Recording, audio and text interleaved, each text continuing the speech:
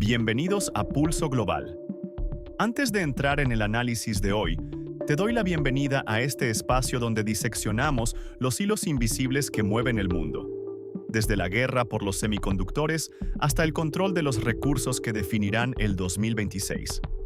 Si buscas entender la estrategia detrás de los titulares, estás en el lugar correcto. Suscríbete para mantenerte un paso adelante en el tablero mundial. Comenzamos. ¿Alguna vez te has preguntado qué región del mundo tomará el relevo como la próxima gran fábrica global? Durante las últimas décadas, la respuesta automática a la producción industrial a gran escala ha sido China. Sin embargo, el panorama económico global del siglo XXI está experimentando una transformación tectónica. Y la gran pregunta que define las proyecciones de inversión para las próximas décadas es si África es la sucesora natural de China como el gran motor industrial del mundo. Hoy vamos a sumergirnos en este fascinante tema, analizando cómo las tendencias demográficas, la tecnología, la geopolítica y los nuevos megaproyectos están reconfigurando el continente africano. Para entender este fenómeno, primero debemos mirar los números. Y la realidad es que la base de cualquier milagro industrial reside en el capital humano. A diferencia de China, que se encamina hacia una contracción laboral y se proyecta como una sociedad superenvejecida para el año 2033, África se encuentra en medio de una explosión demográfica sin precedentes. En 2022, la población africana superó a la de China e India, y se estima que se duplicará hasta alcanzar los 2.400 millones de habitantes para 2050. De hecho, para el año 2100, se proyecta que el 40% de la población mundial será africana. Este inmenso dividendo demográfico y una urbanización acelerada garantizan que el continente poseerá la mayor fuerza laboral del planeta para 2035. Pero aquí hay un desafío monumental. África necesita generar aproximadamente 12 millones de empleos formales al año para absorber a todos estos jóvenes, pero actualmente apenas logra crear unos 3 millones. La única forma de cerrar esta brecha es mediante una industrialización masiva. Es aquí donde entra en juego una fascinante teoría económica conocida como la teoría del vuelo de los gansos, propuesta inicialmente en Japón y promovida por economistas como Justin G. Fulin, ex vicepresidente del Banco Mundial. Esta teoría explica que la manufactura funciona como una bandada de gansos en vuelo. Las fábricas migran de un país a otro, buscando menores costos a medida que las naciones se desarrollan. En el pasado, esta ola pasó de Japón a los tigres asiáticos y luego a China.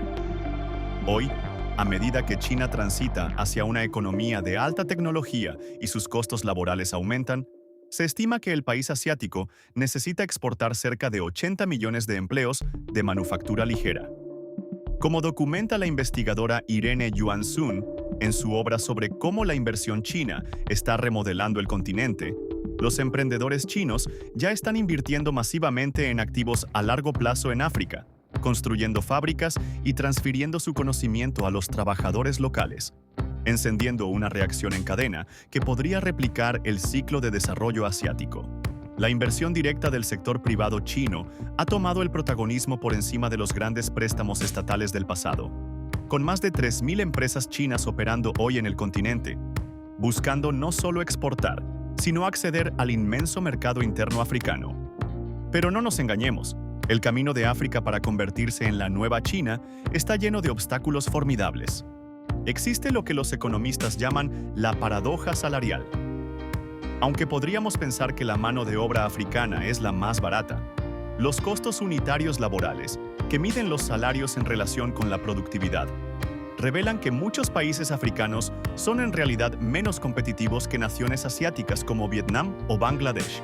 La baja productividad agrícola encarece el costo de vida y los alimentos, lo que eleva el salario mínimo necesario para sobrevivir. Además, las ineficiencias en la gestión y un déficit crítico de infraestructura hacen que operar una fábrica en África sea sumamente costoso. Hablemos de esa infraestructura.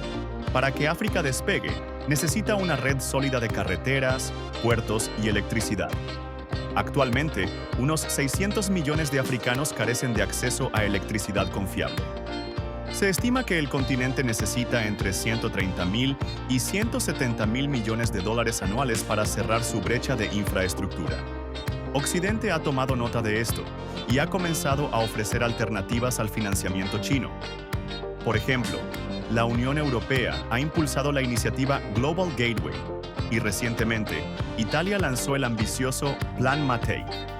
Nombrado en honor al fundador de la empresa energética Eni, el Plan Mattei está dotado inicialmente con 5.500 millones de euros y propone un modelo de cooperación que busca alejarse de las lógicas extractivistas del pasado, enfocándose en un desarrollo conjunto en áreas clave como energía, agricultura, educación, agua y salud. El objetivo de estas iniciativas occidentales es desarraigar los proyectos y fomentar la inversión privada, ofreciendo a las naciones africanas la oportunidad histórica de diversificar sus fuentes de financiamiento. Y esta competencia internacional nos lleva al tablero de ajedrez geopolítico actual: los minerales críticos. El mundo está en plena transición hacia la energía verde y los vehículos eléctricos, y África posee el 30% de las reservas mundiales de minerales esenciales como el cobalto, el litio y el cobre. Esto ha desatado una carrera frenética. Un ejemplo perfecto de esta nueva geopolítica es el Corredor del Lobito, un megaproyecto de infraestructura ferroviaria apoyado por Estados Unidos y la Unión Europea que conecta el cinturón de cobre de Zambia y la República Democrática del Congo con el puerto de Lobito, en la costa atlántica de Angola. El objetivo de Occidente es asegurar cadenas de suministro que no dependan del dominio chino, pero para los estados africanos, esto significa una nueva era de negociación. África ya no quiere ser un simple exportador de materia prima bruta. Naciones como la República Democrática del Congo y Zambia exigen refinación local y adición de valor, sabiendo que producir precursores de baterías localmente puede ser hasta 3 veces más barato y significativamente menos contaminante en términos de logística. Además de sus recursos naturales, África cuenta con un as bajo la manga: el salto tecnológico o leapfrogging. En lugar de seguir los lentos pasos del desarrollo tradicional, África está saltando directamente a la era digital. En el sector financiero, el continente lidera el mundo en pagos móviles, con redes que alcanzaron los 1.100 millones de usuarios y movieron 1,1 billones de dólares en transacciones digitales solo en 2024. Ahora, la inteligencia artificial está impulsando la agricultura y la logística. Herramientas de IA y visión por computadora están ayudando a empresas y cooperativas a optimizar rutas de distribución, predecir el clima para el riego y gestionar la calidad de cultivos clave como el café en Etiopía y el cacao en África Occidental, permitiéndoles cumplir con los estrictos estándares ambientales de los mercados internacionales. Si a esta revolución tecnológica le sumamos el Área de Libre Comercio Continental Africana, AfCFTA, el panorama es aún más prometedor.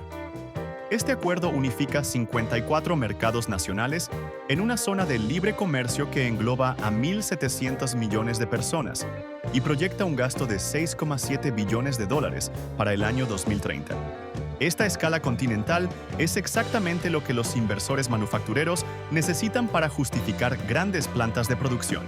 Y ya estamos viendo estrategias nacionales rindiendo frutos, demostrando que África no es un monolito, sino un conjunto de naciones forjando sus propios caminos. Etiopía, por ejemplo, ha seguido de cerca el modelo asiático construyendo decenas de parques industriales públicos, como Hawassa y Bolelemi, orientados a la exportación de textiles y calzado, atrayendo a las principales marcas mundiales y creando miles de empleos directos.